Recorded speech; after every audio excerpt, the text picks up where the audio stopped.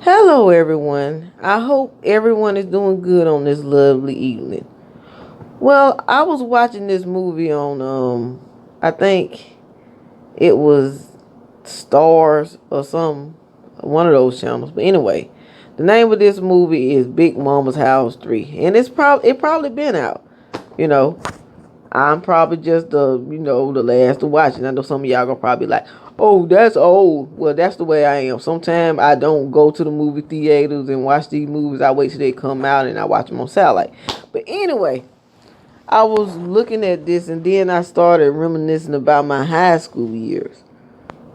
Sometimes the way they portray these popular light skinned and dark skinned girls are incorrect.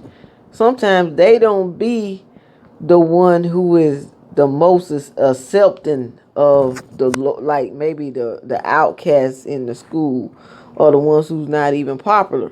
Sometimes you meet light skinned and dark skinned girls in high school who acts very snobbish towards like regular people, regular students. Then sometimes you would find the light skinned popular chick would be nicer to you than the actual dark skinned popular chick. I can't speak for everybody else's high school experience because their school may have been different. But my high school experience, it was like this. Like I had a darker skinned cousin with this type of complexion, beautiful. She was real popular, but she was also very snobbish when she wanted to be. And dudes would be running behind her in the same way they would run behind light skinned chicks. Me, I was the outcast. However, I was a well known outcast because I was the outcast who had a boyfriend who had already graduated from school. And I was in the ninth grade with a boyfriend outside of high school. He had just graduated like in 2001. And I had just entered in high school. So even though I was an outcast, I was a well-known outcast. And this created a lot of hate towards me and girls in my grade and girls in higher grade, also the boys. The fact that I guess they thought, oh, she thinks she too good to have a boyfriend in school. She had to go find her one outside of school. But I didn't find him. He was the one who found me. But anyway, like I said, I was an outcast and I knew I was an outcast and I didn't care. I didn't care to hang around the popular clique. I didn't try to lick nobody's ass to get along with them. See, me, I was the one who would go try to befriend someone who I felt like I had something in common with. If put like this, if me and you was in high school together, and you was considered one of the most biggest losers in school, I would befriend you. You didn't necessarily have to be a loser. You just could have been a regular person, and I would befriend you. I was friends with a white chick. She was a white blonde, but she wasn't all that popular. I would hang around her sometimes. Most of the time, I would hang to myself. But see, my cousin, however, she was different. She was popular, and so she hung around popular people.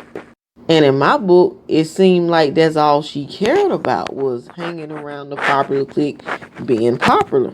That wasn't me. And then some of her friends who was less popular than her sometime they would have to lick her ass just to get along with her because she had these snobbish attitudes and split personalities and shit. She was one of those type of people who would wait until you get around her popular friends and try to clown on you in front of them to make herself look good. She did me like that several times. And I looked over it because, I used to get off the bus at her house. You see, even though I went to school in one county, I lived in another county. And I would have to catch her bus to catch her home so my mom and dad can pick me up from there. So I dealt with some of the ish she was doing until I got to a point to where I could no longer deal with it anymore. and that was on my 12th grade year. She hurt my feelings about something in front of one of her popular friends, and after that, I just broke her loose from her. I still see her from time to time, in the streets. I'll speak to her, but as far as me and her trying to hang together, nah, I'm not gonna do that. And the thing about it is, she let me knew that she wasn't sorry. She never told me she was sorry. So when I say certain people you have to cut loose, it doesn't mean that you holding a grudge, but you just have to cut them a loose. I really mean that, and I've done that in my life. Some of y'all probably think, oh, that's just high school. It was deeper than that to me.